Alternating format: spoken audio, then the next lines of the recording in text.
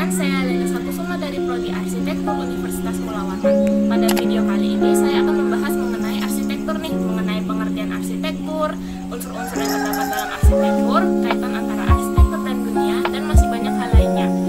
Anggap saja arsitektur itu sebuah dunia dan kalian akan segera masuk ke dalamnya. Kita mulai yuk. Secara definisi, arsitektur merupakan proses maupun produk dalam perencanaan, perancangan, dan konstruksi bangunan atau struktur lainnya. Namun perlu kalian ketahui bahwa arsitektur tidak soal dari dulu bahkan arsitektur mengarah pada seni dan juga estetika.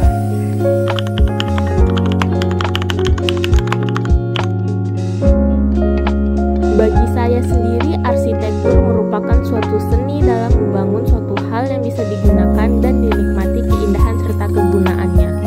Namun, hal ini bukan hanya tentang bagaimana indahnya suatu bangunan, tetapi juga bagaimana bangunan itu dibuat dengan kegunaan yang bisa bermanfaat, tentang bagaimana seseorang membangun suatu ide masa depan dalam suatu tatanan, tentang bagaimana seseorang membangun dengan makna yang terdalam, atau tentang bagaimana agar manusia dapat berinteraksi dengan lingkungan yang ada di sekitarnya. Arsitektur itu tentang bagaimana perancangan dilakukan dengan meliputi keindahan, kekuatan, dan fungsi, namun tetap mempertimbangkan manusia, alam, bangunan, dan juga masa depan. Jadi sebenarnya arsitektur itu sangat luas.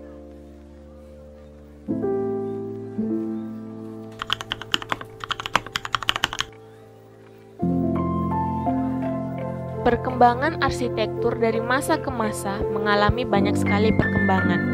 Arsitektur pada awalnya muncul bersamaan dengan peradaban manusia. Hal ini karena salah satu kebutuhan dasar manusia adalah tempat berlindung yang kemudian menjelma menjadi tempat tinggal untuk melangsungkan kehidupan. Keseimbangan antara bangunan, manusia, dan juga alam benar-benar diperhatikan dalam dunia arsitektur.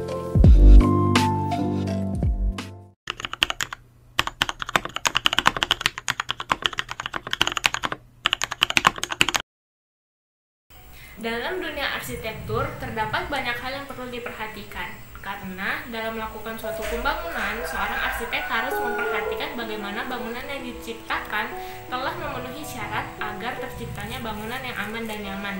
Jadi untuk hal ini, kira-kira apa sih hal yang paling perlu diperhatikan saat ingin mencapai target tersebut? Jawabannya, hal yang paling penting yaitu tahap perancangan dan perencanaan.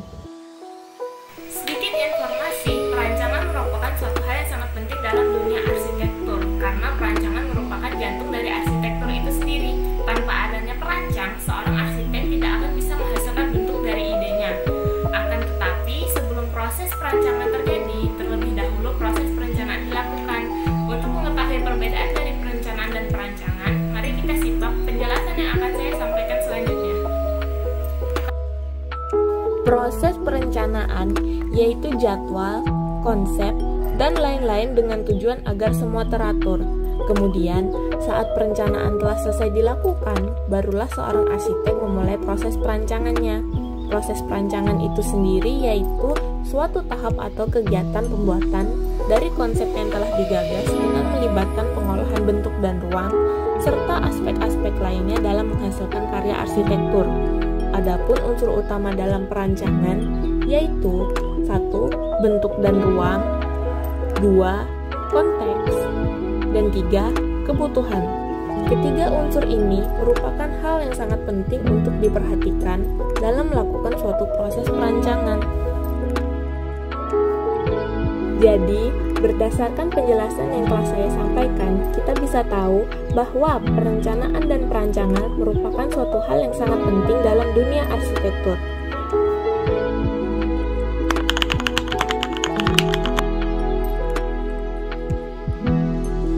Proses perancangan dilakukan berupa eksplorasi dengan serangkaian tindakan yang dapat dilakukan oleh arsitek. Dilakukan oleh arsitek untuk menghasilkan sebuah ide dan menerapkannya pada sebuah rancangan. Hal ini bertujuan agar sebuah desain yang diciptakan sudah benar-benar baik. Seringkali seorang arsitek melihat suatu desain dari sudut pandang yang mengutamakan kualitas proses dalam menghasilkan desain dan diukur dari kualifikasi performanya sebagai sebuah tujuan.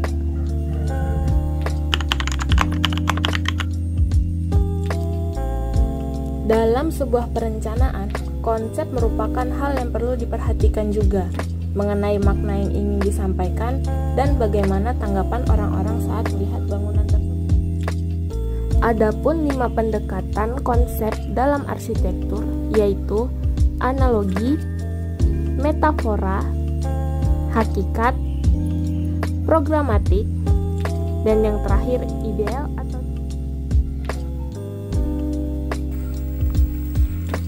Jadi dalam hal ini kita bisa ketahui bahwa dalam merancang suatu bangunan, seorang arsitek juga selalu memperhatikan dan memperhitungkan tentang bagaimana bangunan-bangunan yang dibuat bisa dinikmati oleh orang lain, tidak hanya berdasarkan keindahan, namun juga berdasarkan kegunaannya. Jadi sampai di sini penjelasan yang dapat saya sampaikan. Semoga penjelasan yang saya sampaikan bisa bermanfaat bagi kalian semua dalam mengenali dunia arsitektur. Terima kasih sudah